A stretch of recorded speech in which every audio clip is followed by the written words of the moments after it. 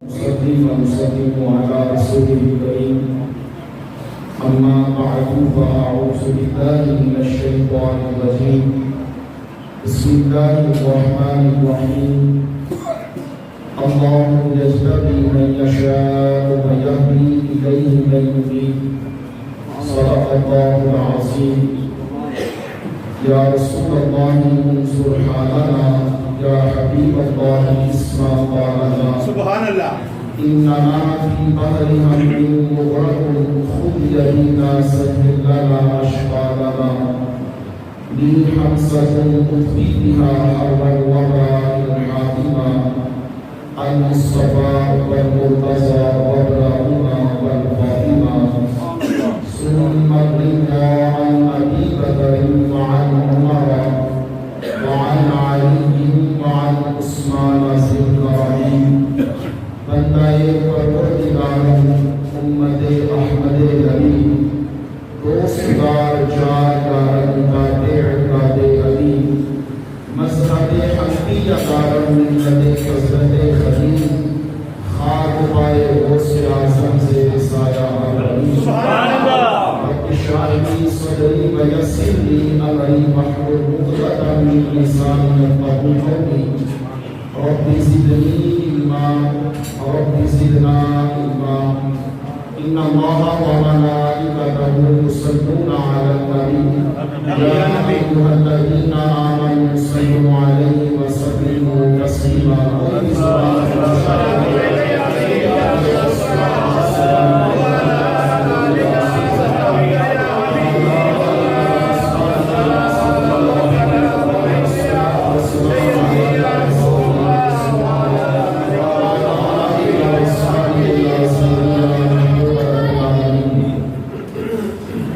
میں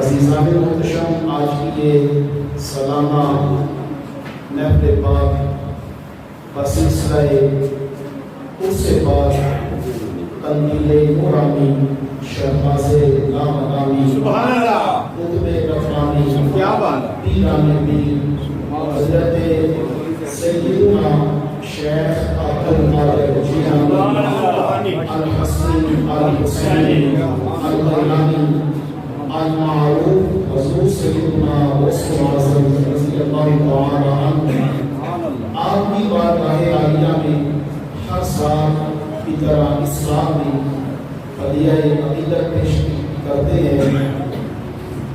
ہمارے منزل کی دولت ہے، ہر دل عزیز شخصیت ہے حاجی محمد انور رحمانی صاحب، اللہ پاک ان کا یہ اہتمام کرنا اپنی بارگاہ میں قبول فرمائے۔ آمین۔ رسول اعظم رضی اللہ تعالیٰ عنہ کے ساتھ جو ان کی محبت ہے، جو ادب و احترام ہے، جو عقیدت ہے، یہ ایسی نسبت ہے کہ جو دنیا میں بھی کام آتی ہے اور قبر و حشر کے اندر بھی کام آتی ہے۔ اللہ تعالیٰ حاجی صاحب کو صحت والی عمر میں خیر عطا فرمائے۔ آمین۔ اس گھر کو اللہ تعالیٰ تا قیامت شان و عطا فرمائے۔ آمین۔ ہم سب کے لیے بڑی خوش نصیبی ہے کہ آج ہم سبھی اللہ تعالیٰ کے ایک بڑی کی صحبت میں بیٹھے ہیں۔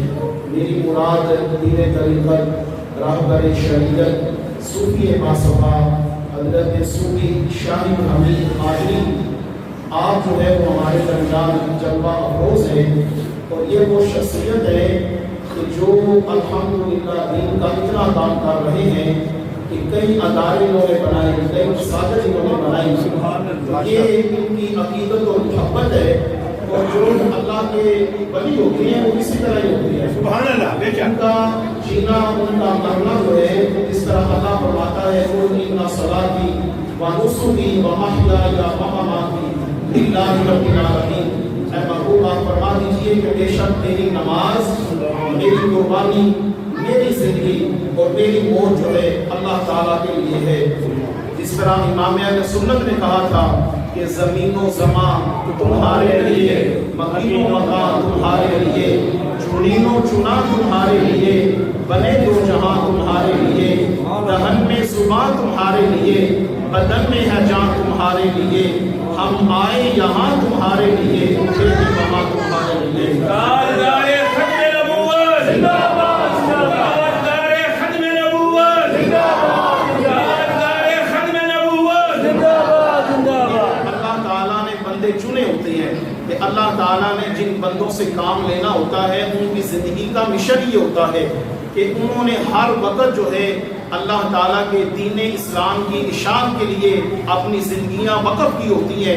تو میری یہ دعا ہے کہ اللہ تعالیٰ ان کا سایہ ہمارے سروں پہ تا دیر قائم و دائم رکھے، اور ہمیں جو ہے ایسے بندوں کے ساتھ، ایسے اللہ کے نیک بندوں کے ساتھ محبت کرنے کی توفیق عطا فرمائے۔ حضرات محترم، جو میں نے آیت مقدسہ تلاوت کی ہے بڑی توجہ سے سنیے گا۔ اللہ تعالیٰ قرآن پاک میں فرماتا ہے اللہ یجتبی من یشاء و یہدی الیہ من ینیب۔ ترجمہ کنز ایمان سے میں کر رہا ہوں۔ امام اہل سنت آپ لکھتے ہیں اللہ یجتبی الیہ من یشاء، اور اللہ اپنی طرف چن لیتا ہے جسے چاہتا ہے، وَيَهْدِي إِلَيْهِ مَن يُنِيبُ، اور جو اللہ کی طرف رجوع کرتا ہے اسے اللہ تعالی ہدایت عطا فرما دیتا ہے۔ یہ آیت مقدسہ کا آپ نے ترجمہ سنا ہے۔ اس آیت مقدسہ کے اندر اللہ تعالیٰ نے دو چیزوں کا ذکر فرمایا ہے۔ ولایت کی دو قسموں کا اللہ تعالیٰ نے اس آیت کے اندر بیان فرمایا ہے۔ مفسرین کرام فرماتے ہیں کہ ایک ولایت جو ہے اجابت ہوتی ہے اور ایک ولایت انابت ہوتی ہے۔ جو اللہ نے آیت کا دوسرا حصہ ہے وَيَهْدِي إِلَيْهِ مَن يُنِيبُ، کہ جو بندہ اس دنیا میں آتا ہے پہلے گناہوں کی زندگی بسر کرتا ہے، خطائیں اس سے سرزد ہوتی ہیں، پھر وہ اپنے رب کی طرف سچے دل سے رجوع کرتا ہے، اور یا ایھا الذین آمنوا توبوا الی اللہ توبۃ نصوحا، اس کے تحت اپنی زندگی گزارتا ہے۔ پہلے زندگی اور تھی، فضیل بن عیاض پہلے ڈاکے مارا کرتے تھے، حبیب اجمی پہلے سود کا کام کرنے والے تھے، لیکن جب خدا کی طرف آئے تو اللہ تعالیٰ نے ان کے لیے اپنی رحمتوں کے دروازے کھول دیے۔ توبہ اس طرح کی، توبہ اتنے سچے دل سے کی کہ اللہ تعالیٰ نے ان کا نام بلند کر دیا۔ یہ ولایت انابت ہے کہ جو بندہ نماز پڑھ کے، جو بندہ قیام اللیل کر کے، جو بندہ کبھی رات کے اندر رکوع کرتا ہے، کبھی سجدے کے اندر اپنے سر کو رکھ کے سبحان ربی الاعلیٰ کی سزائیں لگاتا ہے، پھر اپنے ظاہر کو پاک کرتا ہے، پھر اپنے باطن کو پاک کرتا ہے۔ جس طرح اللہ تعالیٰ فرماتا ہے کہ نوافل پڑھ پڑھ کے وہ بندہ میرے اتنے قریب ہو جاتا ہے کہ اس کی زبان میں بن جاتا ہوں، اس کے کان میں بن جاتا ہوں، اس کے ہاتھ میں بن جاتا ہوں۔ تو یہ ولایت انابت ہوتی ہے کہ جو اللہ تعالیٰ اتنی ریاضات کے بعد عطا فرماتا ہے۔ اور مفسرین کرام فرماتے ہیں ایک ولایت اجابت ہوتی ہے کہ جو اللہ نے آیت کے شروع میں فرما دیا اللہ یجتبی الیہ من یشاء، اللہ تعالیٰ جسے چاہتا ہے چن لیتا ہے اپنے خاص بندوں میں سے۔ آج جس ہستی کا ہم ذکر کر رہے ہیں، جس ہستی کی بارگاہ میں ہم نذرانہ عقیدت پیش کر رہے ہیں، شہباز لامکانی، قندیل نورانی، حضرت پیران پیر میرا محی الدین شیخ عبد القادر جیلانی وہ ہیں، ماں کے پیٹ کے اندر ہیں، ماں کے پیٹ کے اندر ہیں۔ حضور آپ کے بابا جان کی خواب میں آئے اور امام الانبیاء نے فرمایا یا ابا صالح اعطاک اللہ ابنا، اے ابو صالح موسیٰ جنگی دوست، اللہ تعالیٰ تجھے ایک ایسا بیٹا عطا فرمانے والا ہے والدی و محبوبی و محبوب اللہ تعالی، جو میرا بھی محبوب ہوگا، جو اللہ کا بھی محبوب ہوگا، اور وَسَيَكُونُ لَهُ شَأْنٌ فِي الْأَوْلِيَاءِ وَالْأَقْطَابِ، اے ابو صالح موسیٰ جو بیٹا آ رہا ہے اس کی شان اولیاء اقدام میں وہ ہوگی کَشَأْنِي بَيْنَ الْأَنْبِيَاءِ وَالرُّسُلِ، جو میری شان نبیوں اور رسولوں کے درمیان ہے۔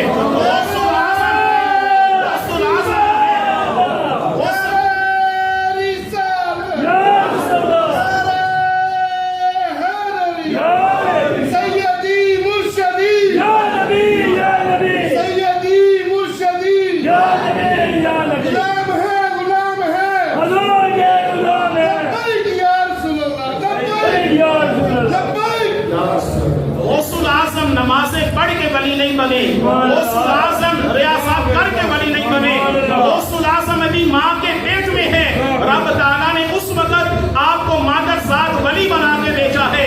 یہی وجہ ہے کہ امام الانبیاء نے آ کے خوشخبری سنائی کہ اے ابو صالح یہ وہ بیٹا آ رہا ہے، اس کا مقام اولیاء اقدام میں وہ ہے جو میرا نبیوں اور رسولوں کے درمیان ہے۔ تو کسی نے بول کے پتہ کیا کہا، غوث اعظمی درمیان اولیاء،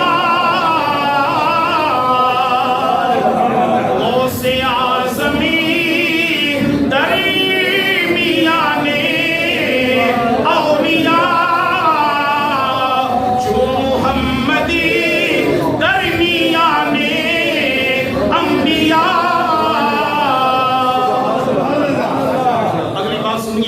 امام اہل سنت کے پاس فتاوی رضویہ شریف سے بات کرنے لگا ہوں، मुजद्दिद दीन व मिल्लत अशाह इमाम अहमद रज़ा, आपके पास एक आदमी आया, उसने आके कहा कि हुजूर सवाल है, फतावा रज़विया 33 जिल्दों के अंदर रज़ा फाउंडेशन से छपा है, इसकी जिल्द नंबर 28 सफ़ा नंबर 362।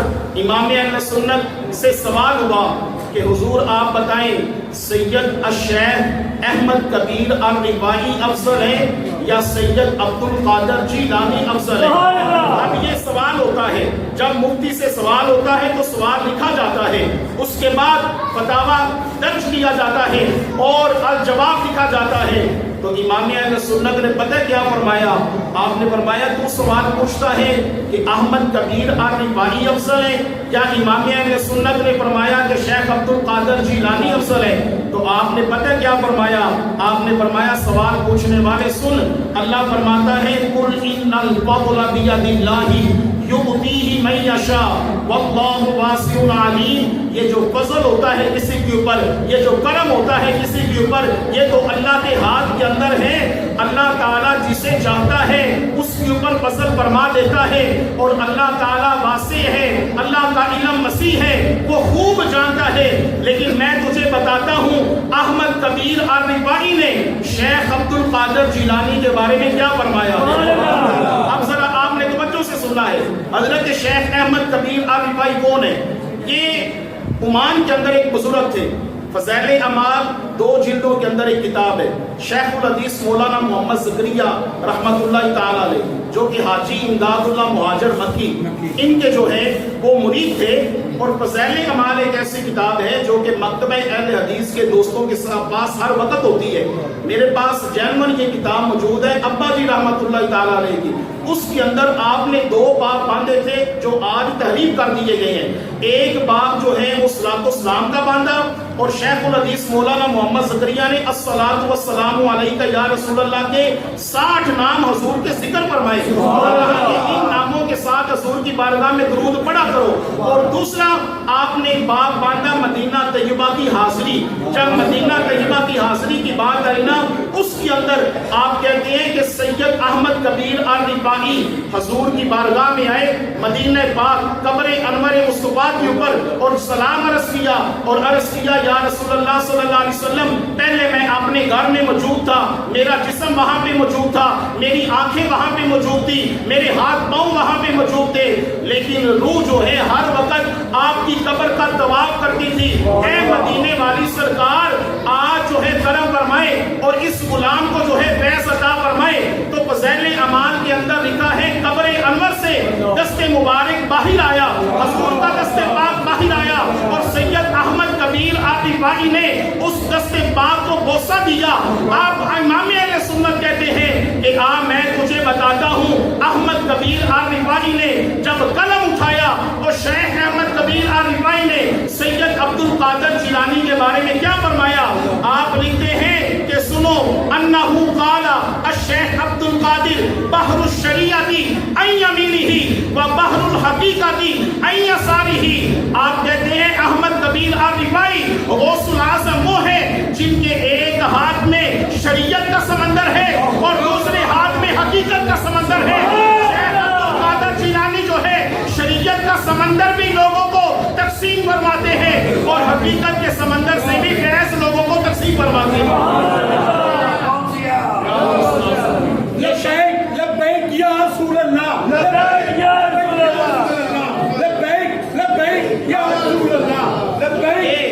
सैयद अहमद कबीर अल-रिफाई ने फरमाया तो पता ये चला कि सैयद अहमद कबीर अल-रिफाई का ये फतवा है कि गौसुल आज़म वो है जिनके एक हाथ में शरीयत का दामन है, जिनके दूसरे हाथ में हकीकत का दामन है।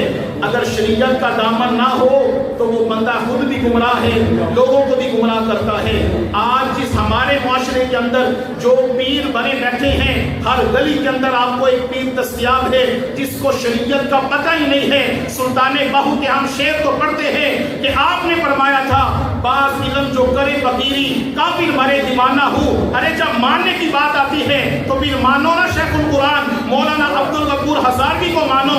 मैं यहाँ से शुरू करता हूँ, ये पीर वो है कि जिनकी हर अदा सुन्नत मुस्तफा, जिनका खाना भी हलाल है, जिनका इज्जत भी हलाल है, जिन्होंने उठना बैठना बिछोना अपना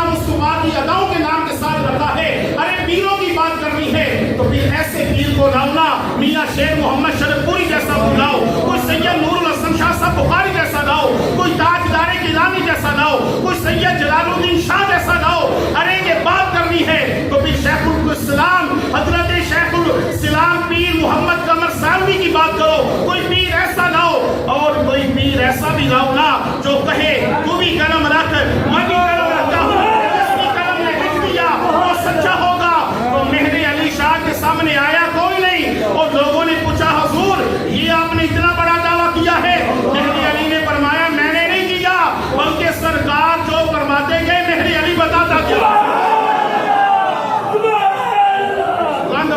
سبحان اللہ۔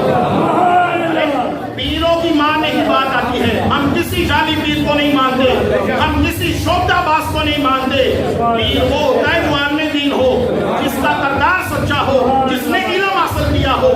غوث العظم کے بارے میں فتویٰ یہ دیا، اور اگلی بات سنیے آپ کہ غوث العظم وہ ہیں جو اقطاب کا فیض بھی آپ کو ملا، اور آپ کہتے ہیں ملا علی قاری، آپ کہتے ہیں ملا علی قاری بہت بڑے محدث ہوئے ہیں، آپ کہتے ہیں اس کائنات کے اندر 3 کتب ایسے ہیں کہ جن کے صدقے سے رب تعالیٰ ملائکہ عطا فرماتا ہے، جن کے صدقے سے رب تعالیٰ ملائکہ عطا فرماتا ہے۔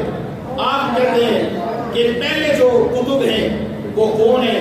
وہ القطب الاکبر سیدنا امام الحسن، امام الحسن، امام حسن جو ہیں یہ سب سے بڑے کتب ہیں۔ وفی نسل ہی، اور آپ کی اولاد کو اللہ تعالیٰ نے کتب بنایا ہے۔ اب آپ سے پوچھا گیا ملا علی قاری سے دوسرے کتب کون ہیں؟ تو آپ کہتے ہیں دوسرے کتب حضرت شیخ عبد القادر جیلانی ہیں، وہ قطب الاوسط، وہ درمیان والے کتب ہیں۔ اور آپ ذرا غور کریں کہ آج امام حسن کی بات نہیں کی جاتی، امام حسن سب سے بڑے کتب ہیں۔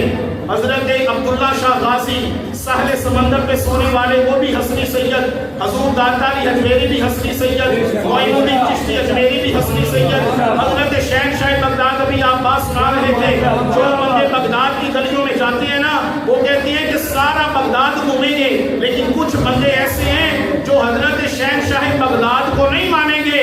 ارے سنیو تمہیں مبارک ہو، ہم حسنی سیدوں کو بھی ماننے والے ہیں، ہم حسینی سیدوں آپ نے کہا کہ وہ قطب الاوسط ہیں، اور ملا علی قاری کہتے ہیں کہ قطب الآخر جس کے اوپر اللہ تعالیٰ قطبیت کا اختتام کرے گا، والمہدی خاتمۃ الاقطاب، اللہ تعالیٰ ان کے اوپر قطبیت کو ختم کر دے گا۔ آج ہر بندہ غصے سے سما رہا ہے، ہر بندہ قطب دوران کھلوا رہا ہے۔ ارے لقب کی بات نہ کرو، بلکہ اللہ تعالیٰ جس کو شان عطا فرماتا ہے اللہ اسے چن لیتا ہے۔ اگلی بات جلدی سے، چونکہ 2-3 منٹ میرے پاس ہے، ہم نے ایک ٹارگٹ رکھا تھا کہ 9 بجے تک اس محفل کو ختم کرنا ہے، اور بات وہ ہوتی ہے جو مختصر سی بھی ہو اور جامع بھی ہو، جو مقصد بیان ہو جائے، اس محفل کا پیغام چلا جائے۔ حضور شیخ عبد القادر جیلانی نے فرمایا بغداد کے ممبر کے اوپر، آپ نے کہا کہ قدمی ہادی رقبتی کلی ولی اللہ، کہ اللہ تعالیٰ کے ہر ولی کی گردن کے اوپر کیا ہے؟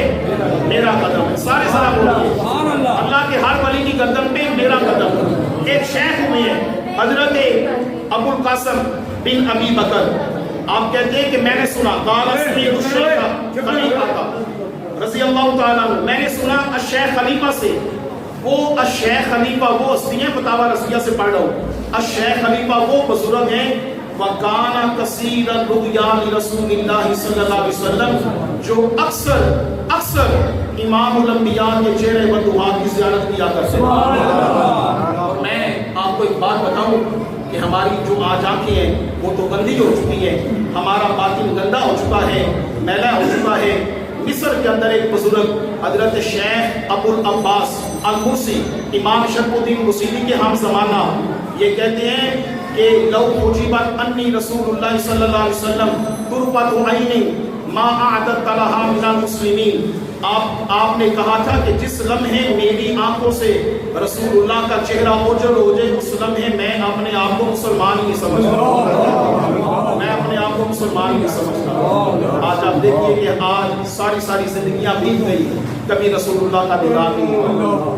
دیر ہماری طرف سے ہے، مانگنا جس طرح آگے چشتی صاحب کہہ رہے تھے ہمیں مانگنے کا سلیقہ نہیں ہے، وگرنہ بزرگ ایسے ہیں جو ہر لمحے سرکار کی بارگاہ میں ہوتے ہیں۔ آپ کہتے ہیں کہ میں نا سویا تو یقول رأیت رسول اللہ صلی اللہ علیہ وسلم، اب توجہ سے سنیے گا کہ میری خواب میں رسول اللہ آگے جو اکثر سرکار کا دیدار کرنے والے آئے نا میری بارگاہ میں حضور، تو میں نے کہا فَقُلْتُ لَهُ یا رسول اللہ صلی اللہ علیہ وسلم، یا رسول اللہ صلی اللہ علیہ وسلم، قال الشیخ عبد القادر قادانی حاضری علی راقبت کلی ولی اللہ، یا رسول اللہ وہ جو آپ کا بیٹا عبد القادر ہے اس نے اعلان کیا ہے کہ میرا قدم اللہ کے ہر ولی کی گردن پہ ہے، تو کیا یہ بات ٹھیک ہے؟ خام نے کہا رسول اللہ کی بارگاہ سے، تو آقا علیہ السلام نے پتہ کیا فرمایا؟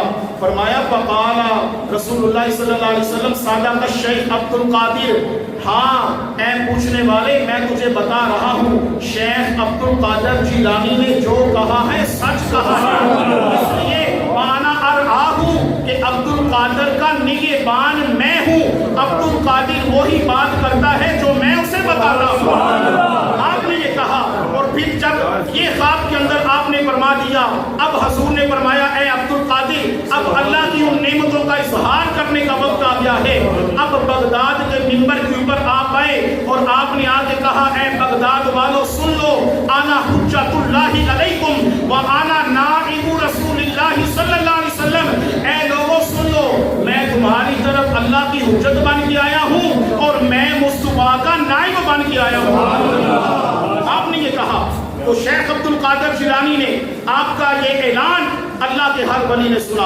احباب ذی وقار یہ مقام غوثیت ایسے نہیں مل جاتا، یہ شیخ عبد القادر جیلانی کو مقام ایسے نہیں ملا، بلکہ آپ نے قصیدہ غوثیہ کے اندر لکھا ہے، آپ فرماتے ہیں درست العلم حتی صرت قطبا، میں نے اتنا علم حاصل کیا، اتنا علم حاصل کیا کہ میں قطبیت کے منصب پہ فائز ہو گیا، اور میں پڑھ رہا تھا شیخ عبد القادر جیلانی، آپ 90 سال کی عمر میں آپ کا وصال ہوا ہے، سنیے ذرا 90 سال کی عمر میں، تو آپ نے آخری سال بھی اپنے جامعہ کے طالب علموں کو صحیح بخاری شریف پڑھائی ہے، بخاری شریف خود پڑھائی ہے۔ آج وہ پیر کہاں پہ ہیں؟ آج ایسی سیرت والے کہاں پہ ہیں جن کا اٹھنا بیٹھنا ہر وقت قال قال رسول اللہ پڑھانے والے؟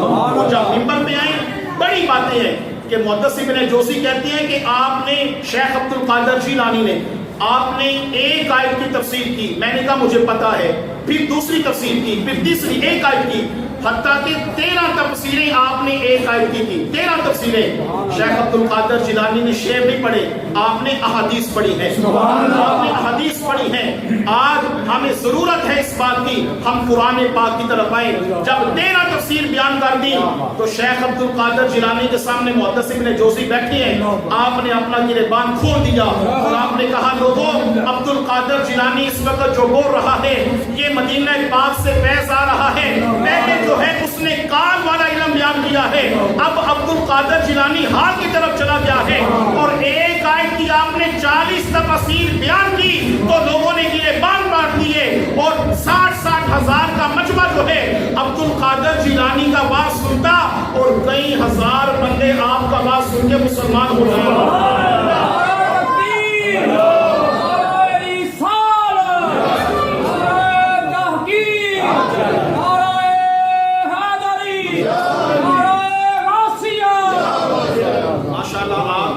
بڑے لکھے افراد بیٹھی ہیں، ساتھی بھی بیٹھی ہیں جن کا کام ہے علم پڑھانا۔ شیخ ابن عربی کا نام سنا ہوگا آپ نے، شیخ ابن عربی جنہیں شیخ اکبر بھی کہا جاتا ہے۔ شیخ ابن عربی کا ایک بہت بڑا نام ہے، لوگوں کو پتہ ہی نہیں ہے۔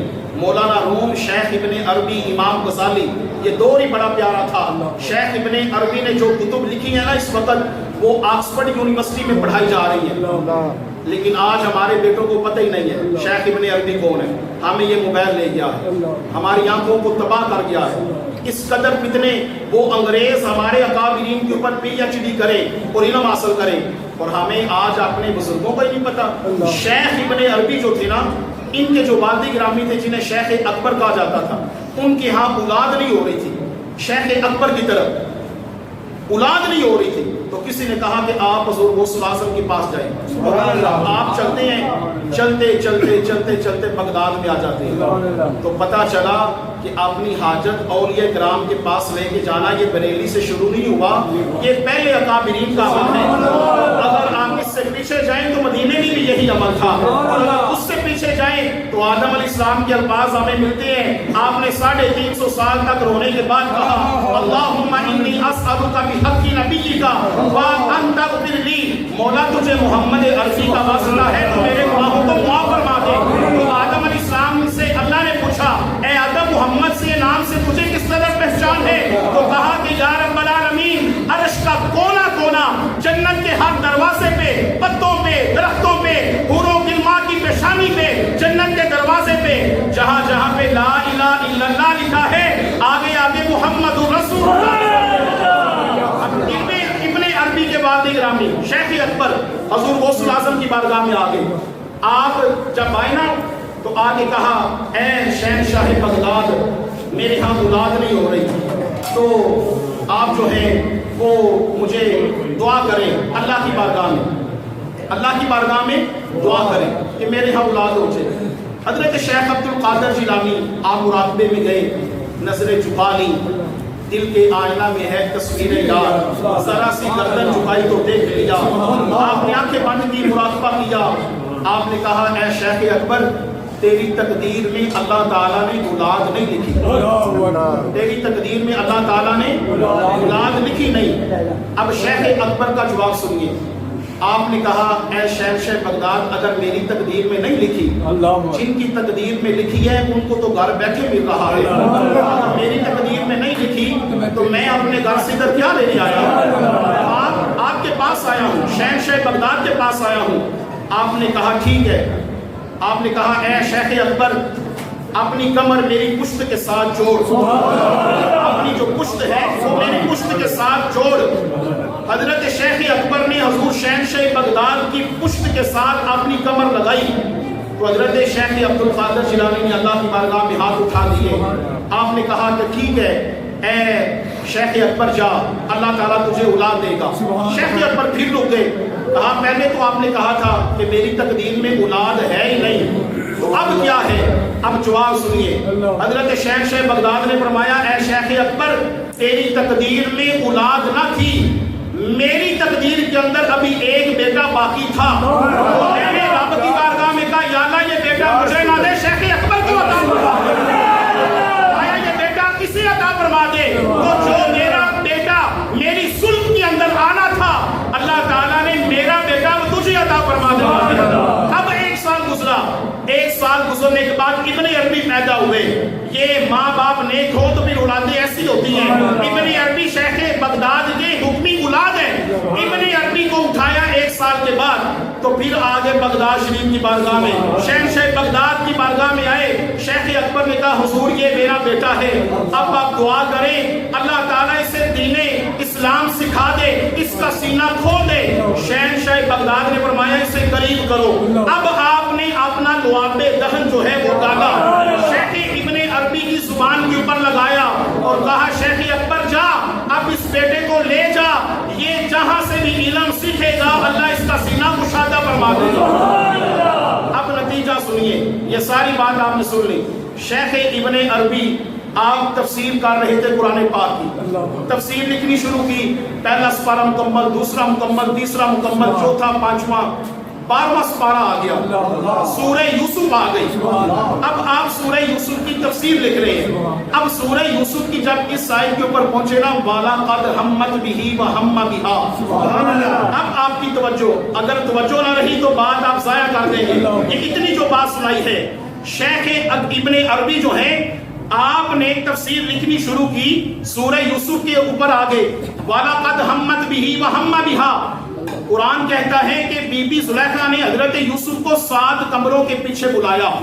حضرت بی بی زلیخا جو ہے ان کی طرف مائل ہو چکی تھی اور اللہ تعالیٰ فرماتا ہے کہ لولا ارآ برہان ربی, اگر یوسف علیہ السلام کو اس وقت رب کی نشانی نظر نہ آتی تو وہ بھی مائل ہو جاتے. اب کسی نے ترجمہ کیا اس کا, تفسیر کی کہ حضرت یوسف علیہ السلام کو جبریل نظر آئے ہیں. کسی نے یہ ترجمہ کیا کہ یوسف علیہ السلام کو وہ کنویں کے اندر جب گر رہے تھے وہ نظر آیا ہے. اب شیخ ابن عربی نے قلم روک دیا, سوچنا شروع کر دیا. 1 دن گزرا, 2 دن گزرے, 3 دن گزرے, 4 دن گزرے, حتیٰ کہ 41 دن گزر گئے. اس آیت کا پتہ نہیں چل رہا. ٹھیک ہے, اس آیت کا پتہ نہیں چل رہا کہ یہ جو ہے اب کس طرح کیا جائے, اس کی تفسیر کیا کی جائے. تو شیخ ابن عربی درود پاک پڑھتے پڑھتے رات کو درود پڑھتے پڑھتے سو گئے. اب امام الانبیاء تشریف لائے اور حضور نے فرمایا کیوں پریشان ہے؟ تو شیخ ابن عربی کہتے ہیں کہ یا رسول اللہ صلی اللہ علیہ وسلم 41 دن ہو چکے ہیں, اس بات کی سمجھ نہیں آ رہی کہ یوسف علیہ السلام نے آخر اللہ کی کون سی نشانی دیکھی. کوئی کہتا ہے جبریل کو دیکھا, کوئی کہتا ہے کنویں کو دیکھا, لیکن مجھے سمجھ نہیں آ رہی. اب حضور نے پتہ کیا فرمایا؟ حضور نے فرمایا اے ابن عربی پریشان کیوں ہے؟ آسمان تیرے سے دور تو نہیں نا, چوتھے آسمان پہ یوسف علیہ السلام ہے. یوسف علیہ السلام سے پوچھ لو. اب آپ جاگے اور جاگنے کے بعد آپ نے نظر جھکائی تو شیخ ابن عربی کہتے ہیں پہلا آسمان میں نے دیکھا, دوسرا دیکھا, تیسرا دیکھا, چوتھے آسمان کے اوپر یوسف علیہ السلام جلوہ افروز ہیں. میں یوسف علیہ السلام کی خدمت میں حاضر ہو گیا اور میں نے کہا اے اللہ کے نبی, آپ نے لولا ارآ برہان ربی, اللہ کی کون سی نشانی دیکھی تھی جس وجہ سے آپ بی بی زلیخا کی طرف مائل نہیں ہوئے؟ تو یوسف علیہ السلام نے کہا میں نے سامنے اپنے باپ یعقوب علیہ السلام کو دیکھا تھا جو اپنی انگلی دندان کے اندر ڈال کے اس طرح مجھے اشارہ کر رہے تھے اے یوسف خبردار, تو نبی ہے, میرا بیٹا ہے, نبوت کی چادر کو داغ نہیں لگانا, اس لیے اس کی طرف نہیں جانا. اب ابن عربی کو پتا چلا کہ یہ فیض کہاں سے ملتا ہے. احباب دی وقار, اگر حضور غوث الاعظم کی حکمی اولاد کا یہ مقام ہے, آپ کے بیٹوں کا الگ مقام ہے, تو پھر شہنشاہ بغداد کا مقام کیوں نہ ہو؟ آپ کہتے ہیں ساری کائنات میری ہتھیلی کے اوپر اس طرح ہے جس طرح رائی کا دانہ پڑا ہوتا ہے. یہ حضرت شہنشاہ بغداد کا مقام ہے. آپ کی بارگاہ میں جو بھی آیا اس کو ظاہراً بھی ملا, اس کو باطناً بھی ملا. کوئی بھوکا آیا تو اس کو کھانا مل گیا, کوئی علم کا پیاسا آیا اس کو قرآن مل گیا. اور ہم اس شہنشاہ بغداد کا ذکر کر رہے ہیں جنہوں نے ساری زندگی یا قرآن پڑھا ہے یا مصطفیٰ کا فرمان پڑھا ہے. اس لیے اعلیٰ حضرت نے کہا ہے غوث اعظم امام التقا والنقا, جلوہ شان قدرت پہ لاکھوں سلام, جن کا منبر بنی گردنے اولیاء, اس قدم کی کرامت پہ لاکھوں سلام. آپ کہتے ہیں اس شہنشاہ بغداد کے بارے میں کیا لکھوں؟ امام اہل سنت کہتے ہیں تجھ سے در, در سے سگ, سگ سے ہے نسبت مجھ کو, میری گردن میں بھی ہے دور کا ڈوڑا تیرا, اور تیری سرکار میں راتا ہے رضا اس کو شفیع جو میرا غوث ہے اور لاڈلا بیٹا ہے. اور انشاءاللہ حاجی صاحب یہ ہمارا یقین ہے, یہ ہمارا ایمان ہے, قیامت والے دن بھی ہم حضور کے غلاموں کے پیچھے ہوں گے, حضور کے غلام آگے آگے ہوں گے انشاءاللہ. جن ہاتھوں میں ہم نے ہاتھ دیا ہے نا وہ کوئی ایسے نہیں تھے, بلکہ شیخ القرآن کو لقب ایسے نہیں ملا, یہ تو محمد عربی کے نور کا چشمہ ابھر رہا تھا. شیخ القرآن کا لقب ایسے نہیں مل جاتا, شیخ الاسلام کا لقب ایسے نہیں مل جاتا. جنہوں نے ساری زندگی قرآن پڑھا ہوتا ہے, مصطفیٰ کا فرمان پڑا ہوتا ہے, پھر کملی والے ان کو کبھی بھی نیچا نہیں ہونے دیتے. اللہ ان کے ناموں کو بلند فرمائے. میری دعا ہے کہ جو کچھ میں نے بیان کیا ہے اللہ تعالیٰ سیرت غوث الاعظم مجھے جو ہے عمل کرنے کی توفیق عطا فرمائے. اللہ تعالیٰ صوفی باصفا صوفی شہد حمید قادری آپ کا سایہ ہمارے سروں پہ تا دیر قائم و دائم فرمائے.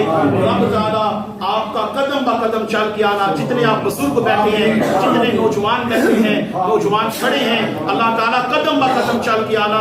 اور یہی پیغام غوث الاعظم ہے. کوئی یہ نہ سمجھے کہ غوث الاعظم جو ہے ہم دین سے آپ کو دور کر رہے ہیں, نہیں, بلکہ نعوذ باللہ شیخ حضرت غوث الاعظم نے ساری زندگی لوگوں کو دین پڑھایا ہے. اللہ کے قرآن کی طرف آئیں, مصطفیٰ کے فرمان کی طرف آئیں, 5 وقت کی نماز پڑھیں, اور اگر کسی کے ہاتھوں میں ہاتھ دینا ہے نا پھر دیکھیے وہ شریعت کا پابند ہے یا نہیں ہے. اللہ تعالیٰ عمل کی توفیق عطا فرمائے. وما علینا